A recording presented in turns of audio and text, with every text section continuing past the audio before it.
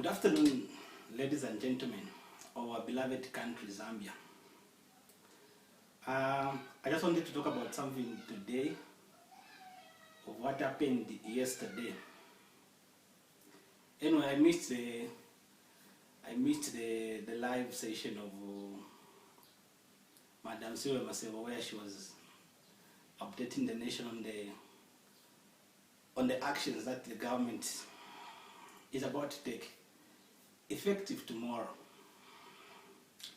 I watched it this morning, and I thought of sharing my view, or sharing about what I think wasn't supposed to be done, or the statements which came, I think, were not raised politely. But before I begin, I want to thank you, the President of this country, Mr. Hakainde Hichilema, for upholding an environment of transparency. I think from the time he got into office, he did tell us, all of us as Zambians, to say we are allowed to be transparent, and he brought an open door that we can conversate and we can talk about national issues. And being a Zambian, I feel very much privileged to be in such an environment where I can freely speak. And I would want also to thank Dr. Edgar Chagalungu and his team. I think for the very first time this COVID came in their reign as the PF government. In my view, according to what was feasible in their own way, they did what they could to put this pandemic in check and in control. And one thing especially which I would want to appreciate them is that they never at any point intended or wanted to infringe on people's rights. I think the president, the former president Edgar Chagalungu, even came strongly in the public and said, the issue of the vaccine shall be treated on a personal basis. The government will not force anyone. Apparently, this is what we are seeing as the first step by the minister, Zambia Vaccine, to do the opposite of what the former government did. I believe our nation is a Christian nation, and I believe that in our constitution we do uphold the right for people to express themselves, people to make actions, and to belong to a gathering which they deserve fit for themselves. Anyway, what has brought me today is on the issue of mandate vaccine. I feel the minister erred in the sentiments that he brought yesterday. We know this pandemic has been grave, and it's a government job to make sure it's in check. But to come out openly and say we shall kill people if they are not vaccinated, because in my view, when she says that somebody, if they're not vaccinated, they won't enter any government building, they won't enter the market, and those who have got jobs, they will lose their jobs if they don't get vaccinated, or they will have to bear the cost of weekly tested for negative status for vaccine, for the virus. It means she's saying that if you don't get vaccinated, we will kill you as government. We won't provide you any Medicare, because that's a government building. The hospital is a government building. It's public. And she's saying that if you have been on medication for sugar, if you have been on medication for other complications, at this point they don't matter. What matters is the vaccine. The vaccine has become a discriminatory point where people have to refrains in giving privilege and in giving service. I think we need to, it's better we get to be proactive than just to follow suit with what other people are doing somewhere else. And I think even the other people where we are copying these things, we have seen the effects such mandates have brought to the economy, to the stability of the nation. I think the issue of life or health shouldn't be attached to economic status, that if you don't get this to be injected in your body, then you will die, it will kill you. Because once you don't provide people with food, if they can't buy food from the markets, if they can't get Medicare, I think we are telling them that you're going to kill them. That's in my understanding. As governments, like, you don't care at this point. I think we have gone too far as in the way we are supposed to implement these measures. The issue of life and health is always supposed to be treated at a personal level. That's why even medical practitioners are trained to work professionally and ethically, because health is a personal issue. I know this has gotten into us into problems because of the issue that it's able to spread at a faster rate from one individual to another. But those sentiments, I feel they're not supposed to be brought to the public the way she did, in my view. I think let's open up this conversation. This is just my view. Let other people also speak up and see where this stands. The fact of the matter is that if she's saying that a large population of the people are not vaccinated, she's actually saying the majority of the people are not vaccinated. And she was elected into that office to represent the majority, who in this case are the unvaccinated. Now she comes to put an agenda to force these same people who had put her into office, whom she's supposed to represent, and force them to say, get it or die. I think, as I have just brought it out, the issue of health and the life has to come out of conviction. We have been around and have seen diseases which have been deadly. I'm not trying to undermine COVID. COVID is real and COVID is deadly. But the way we are handling it, we have to be very careful in the way we handle this issue, because we don't know the consequences this can bring in people's lives. People should be convicted that they need to take an action.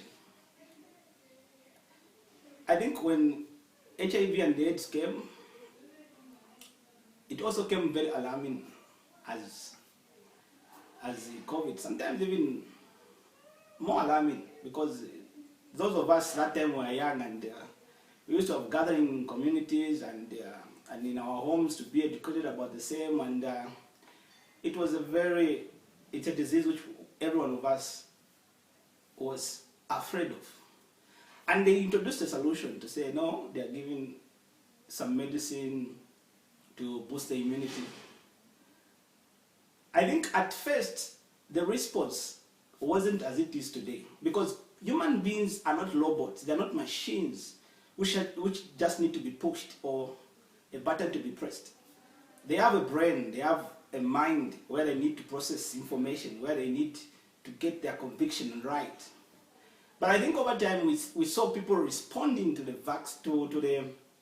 to ARVs and the other medications which came forth as a result of AIDS being part of our lives.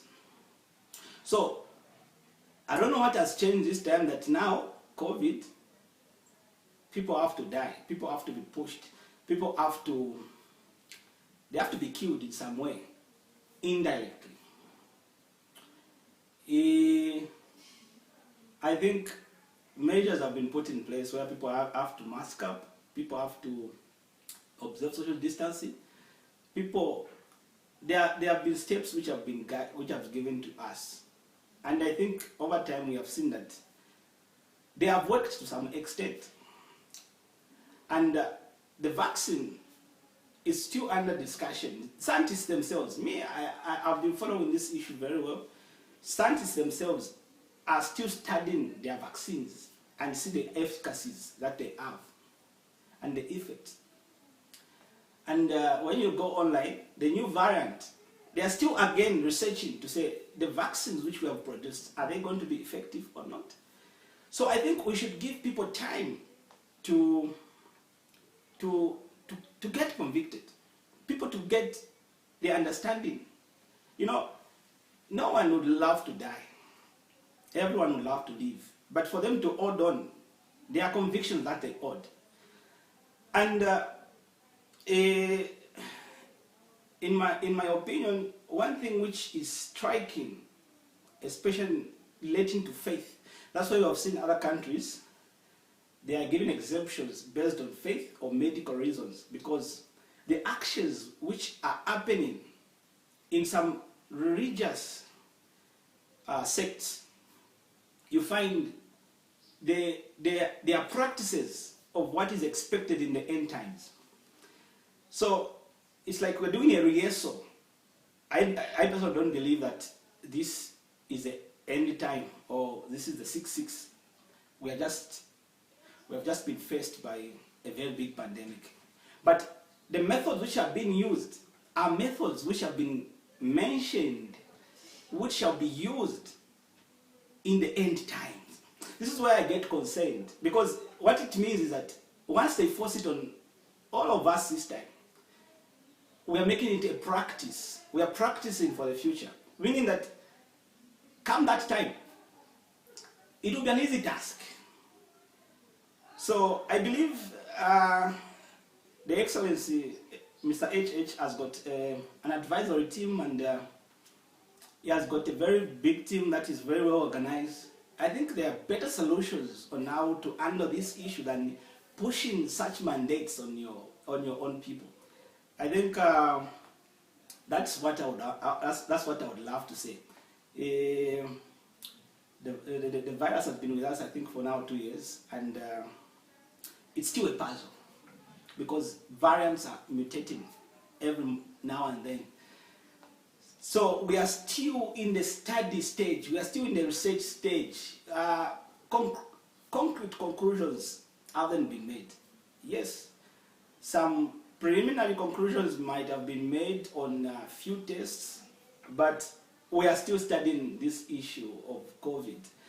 Other diseases, I think, have been around with us for some time, so people are able to reason within themselves and take decisive actions without any negative convictions or any other reservations.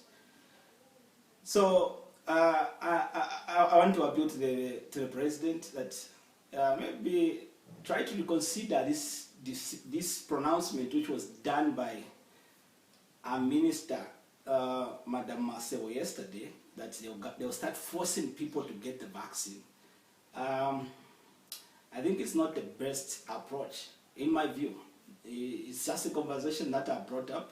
People are free to comment, and we can keep this conversation going and see if it can lead us to solutions. Yeah. I want also to commend the South African government and the doctors. I think this has all come about because of the new variant that they have detected. It just shows to us that in our midst as Africans, there are scientists who have taken this issue very seriously, and they are on the alert. I think we are proud of you. I'm proud that amongst ourselves as Africans, there's a country and scientists who are able to give first alerts to the world, to give us a direction on what what's happening or what's coming up. Anyway, those are the sentiments that I wanted to share this afternoon. I believe we are in very challenging moments, and I believe no one should get to infringe on our rights, and no one should get to unwire our convictions unless we ourselves get convicted. It's not good to force things on people. I think that's what I wanted to just put across. I thank you, and I just invite people to place the comments down there, so that bring up this conversation, and let's discuss these issues, because these are national issues. Everyone is involved.